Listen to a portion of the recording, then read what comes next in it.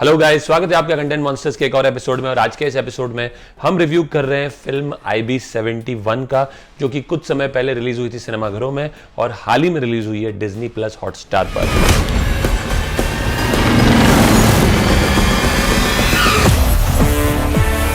IB71 के मुख्य कलाकार जो हैं वो हैं विद्युत जामवाल, अनुपम खेर, दलीप ताहिल, विशाल जेठवा, डैनी सूरा, अश्वथ भट्ट, हॉबी धालीवाल और मोहम्मद शहीदुर रहमान। IB71 जो है एक स्पाई फिल्म है, एक एस्पियनाज फिल्म है और एक अंडरकवर एजेंट के बारे में है जो कि एक बहुत बड़ी ट्रेजेडी अवर्ट करते हैं। पाकिस्तान जो है चाइना के साथ मिलकर इंडिया का एयर स्पेस यूज़ करके 1971 में अपने कुछ लड़ाकू विमान जो उन्होंने चाइना की मदद से प्रोक्योर किए हैं उन्हें ईस्ट पाकिस्तान भेजना चाहता है, जो कि अर्स्टवाइल बांग्लादेश हुआ करता था, और वहाँ से वो इंडिया के नॉर्थ ईस्ट में वॉर वेज करके उसके टुकड़े करना चाहता है।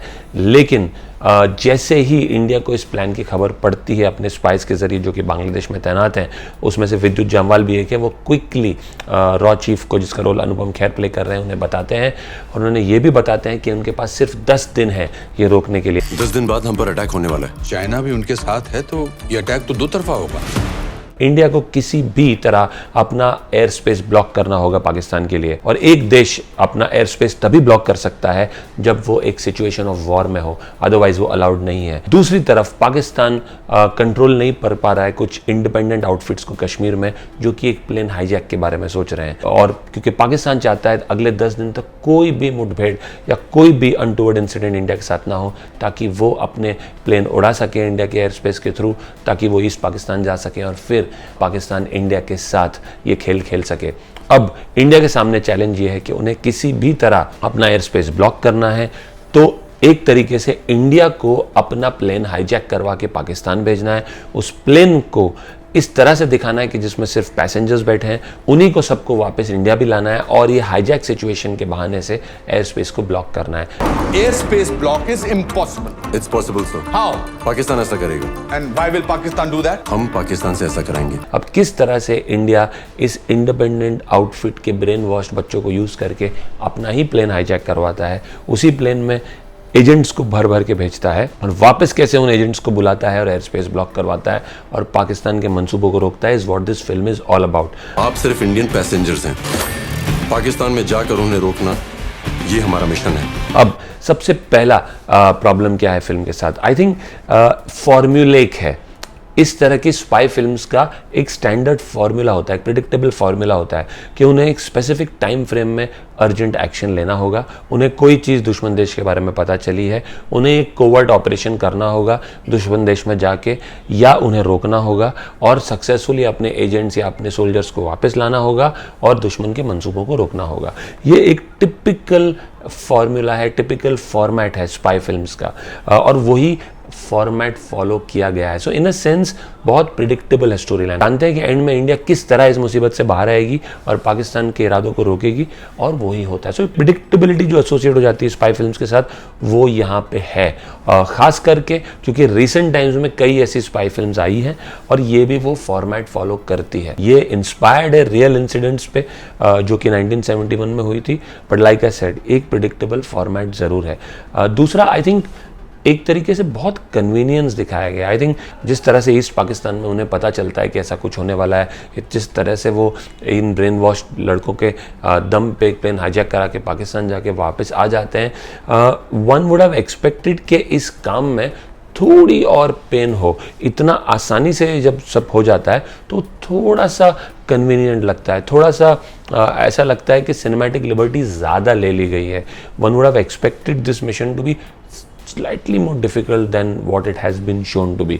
तो वो दूसरी प्रॉब्लम है। तीसरा, आई थिंक इस तरह की फिल्म में जो एक इम्पॉर्टेंट किरदार सपोर्टिंग कैरेक्टर्स प्ले कर सकते हैं उतना इम्पॉर्टेंट प्ले नहीं कर रहे। कोई भी एक कैरेक्टर आपके जहन में फिल्म के बाद रह नहीं जाता, खास करके सपोर्टिंग कैरेक्टर, क्योंकि इतने सारे एजेंट्स पाकिस्तान जा रहे हैं, तो वो भी इस फिल्म की एक वीकनेस है। तो ये 3 चीज़ें हैं जो इस फिल्म के लिए वर्क नहीं करती। क्या वर्क करता है? वेल, आई थिंक विद्युत जामवाल, अनुपम खेर और विशाल जेठवा, जो 3 किरदार है, विशाल जेठवा जो ब्रेन वॉश यूथ का रोल प्ले कर रहा है, इन तीनों ने बहुत बढ़िया काम किया है। विद्युत जामवाल का बहुत ही रिस्ट्रेंट परफॉर्मेंस परफॉर्मेंस है, जो एक्शन सीन्स भी उनके हैं वो बहुत रियल है, ओवर द टॉप नहीं है जो कभी कभी हो सकते हैं। सो विद्युत जामवाल ने बहुत अच्छा काम किया है। अनुपम खेर ने इस तरह के रोल हमेशा किए हुए हैं अपने करियर में और यहाँ भी वो रोल अच्छा ही कर रहे हैं। Vishal Jethwa clearly is the surprise pack, while you expect him to do a good job like he has done in the past films like Mardaani etc, but यहाँ पे as the brainwashed youth उसने perfect काम किया। he has the right dialogues, he's enacted them well and he comes across as that confused brainwashed Kashmiri youth। बहुत बहुत बढ़िया काम किया है विशाल जेठवा ने। दूसरा, आई थिंक फिल्म सिर्फ 2 घंटे की है, सो एडिटिंग बहुत टाइट, आई थिंक वो इस फिल्म के फेवर में जाता है। कोई भी चीज़ पे समय ज़ाया नहीं किया गया है, कोई इस फिल्म में हीरोइन नहीं है, ज़बरदस्ती के कोई भी रोमांटिक सॉन्ग्स नहीं डाले गए हैं। The film is very focused on this particular objective of stopping Pakistan from what they want to do after 10 days, और उसी पे फोकस्ड है। They come to the point very soon. So वो भी इस फिल्म का एक पॉजिटिव है। तो ये 2 चीज़ें फिल्म को सैंडविच करती है। डायरेक्टर संकल्प रेड्डी ने द गाजी अटैक बनाई थी और बहुत बढ़िया बनाई थी। वहाँ पे ऐसा लग रहा था कि काफ़ी इन डेप्थ रिसर्च हुई है, बहुत बढ़िया फिल्म थी। वो भी इंस्पायर्ड थी रियल लाइफ इंसिडेंट से, और जो सबमरीन के जरिए एक मरीन अटैक अवॉइड किया था पाकिस्तान का, वो बहुत खूबसूरती से उस फिल्म में दिखाया गया था। वहाँ पे जो है सपोर्टिंग किरदारों का बहुत स्ट्रॉन्ग रोल था। Every character had a very strong impactful role to play, जो यहाँ मिसिंग है। और एक तरीके से वो लेवल ऑफ डिटेलिंग और रिसर्च वो भी थोड़ी सी यहाँ मिसिंग है, जो आप एक्सपेक्ट करते थे संकल्प रेड्डी से, क्योंकि उन्होंने वो दिखाया था द गाजी अटैक में, तो वो यहाँ पे डेफिनेटली मिसिंग है। हैविंग सेड दैट, जैसा कि मैंने कहा, चूंकि फिल्म बहुत क्रिस्पली और टाइटली एडिटेड है, और चूंकि मेन जो रोल्स प्ले कर रहे हैं विद्युत जामवाल, अनुपम खेर और विशाल जेठवा, उनका परफॉर्मेंस बहुत अच्छा है, उस वजह से फिल्म थोड़ी लिफ्ट होती है। हाँ, I would specially want to mention the production design and the cinematography. Kashmir बहुत खूबसूरती से दर्शाया गया है, खास करके हाउस बोट वाले शॉट्स भी हैं, जो एरियल शॉट्स हैं, वो बहुत ही खूबसूरती से शूट किया गया है। और प्रोडक्शन डिज़ाइन भी इस फिल्म का बहुत बढ़िया है, तो ये चीज़ें भी इस फिल्म को लिफ्ट करती है। इस वजह से I would give this film rating of 5 on 10। अगर आपने फिल्म देखी है तो ज़रूर हमें बताइए आप हमारे रिव्यू से सहमत हैं या नहीं। अगर आपको हमारा रिव्यू पसंद आया हो तो हमारे चैनल को सब्सक्राइब कीजिए और आते रहिए ऐसे ढेर सारे रिव्यूज़ के लिए। Will see you soon. Thank you.